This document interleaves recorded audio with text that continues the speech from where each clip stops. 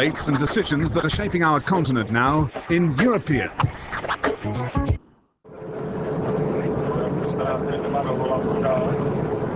Discovering Europe in Berlin. On January the 1st, Germany took up the presidency of the European Union. Shortly before that, these Czech teenagers from a bilingual school in Prague spent a week doing a workshop with their counterparts from a school in the German capital. The theme was Europe's common identity and future.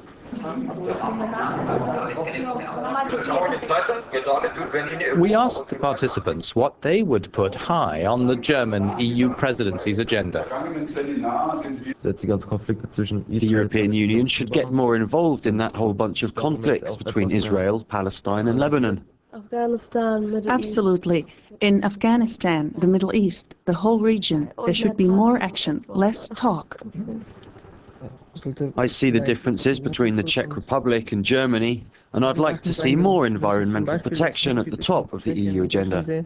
We have to put the fight against global warming first, because this is our future.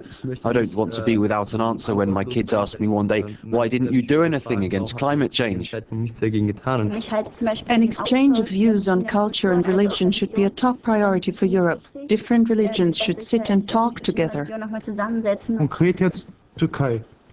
Turkey and the related problems should be a priority. To put it more generally, the next EU enlargement should be the main EU theme. The director of the European Academy, which organized the workshop, is considered one of the foremost experts on the European Constitution. The German EU presidency has promised to do what it can to get the stalled constitution going again. With Romania and Bulgaria's approval included, 2/3 of the EU's members have ratified the charter needed for an enlarged bloc to operate. Spain and Luxembourg have noted that all the countries that voted yes have a vested interest in helping Berlin with this task. Here's the professor's view. The European Union has to sharpen its social profile. When the citizens realize that Europe in the context with globalization is not a threat, but that it offers protection, then of course it will be possible to get the European Constitution accepted. What should be the big project of the 21st century? There has to be some guarantee of social security for Europeans. When this becomes clear, then the constitutional questions will be solved automatically. The most realistic scenario is that the European Constitution will be phased in. Germany is convinced the EU needs a basic common document that clearly lays out its structures, values, objectives and mechanisms. Here are the Czech teens and hosts outside the Bundestag. Inside, the German MPs are listening to a declaration by the government on Europe. Moving the constitutional process forward is one of Chancellor Angela Merkel's key commitments over the next 6 months. Germany sees the EU treaty signed by all the member states as the best working basis. In my opinion, it would be a historic error. I want to point this out very clearly. If we proved incapable of handling the essentials of this constitutional treaty in a way that delivers a result by the next European Parliament election. Those European elections are scheduled for June 2009. The Foreign Affairs Ministry is already a kind of European construction site these days. But diplomats prefer to wait until this year's French elections are over before presenting a constitutional roadmap for Europe. It's all about priming for a kick-off. That's an idea shared by this Czech trainee at the ministry in Berlin. Prague is already preparing for its EU presidency in 2009. I came to Germany for a 3-month stay to spend at the Foreign Ministry to see how one prepares for an EU presidency. The high point of the German presidency will come at the end of March with the celebration of half a century of European treaties. The EU's founding charter was signed in 1957. From the ministry in Berlin, concerts, exhibitions and firework displays are being organized across Europe.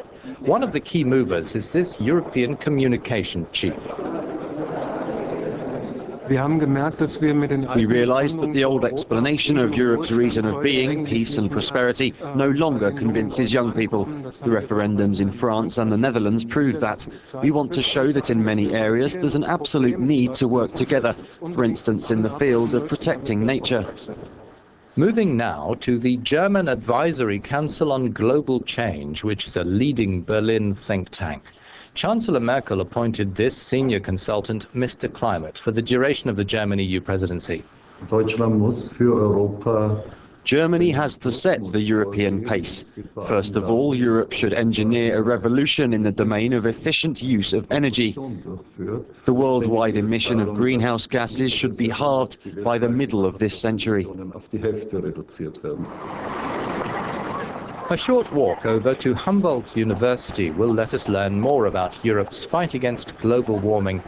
The German presidency will seek to establish a common EU position on climate change for a period after 2012. Another priority is to safeguard energy for the future.